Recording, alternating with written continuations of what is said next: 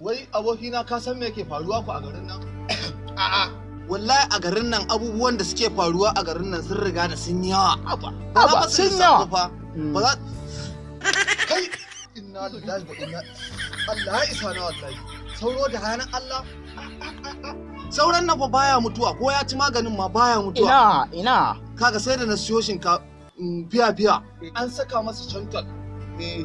Baya mutuwa kwata-kwata. Har shinkafa bera sai da na siyo na zuba. Amma sabida fitinan ne shi ya ƙi ci kwata-kwata. To ni ma ban baka labari ba. Ina jin ka. Ina ga in kana zaune baka jin sauro yana hucewa ta kunnanka.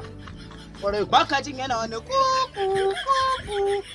In dai zo sai wannan kukan. To shekaran jiya ina zaune kawai sai ga wani sauro ya to a guje ina zuwa daidai kunne na. Ita birki fa hekka ce birkin mota. Kai sauran ita birki aba ina ji abu ya tsaya mun daidai kunne. Ashe sauro ne ya ci birki. What? Yana cin birkin nan. Haba da ya leko ina gaya mun ta cikin kunne. Ina ce mun gobe za ka yi kuɗi. Gobe za ka yi kuɗi. To kai abin da isa kai ma na faɗa ma kawai dan dai kai abokina da isa na faɗa ma. Ai kaka ga kowa. Ba wanda zan ga kowa. Kamar nayi. Kai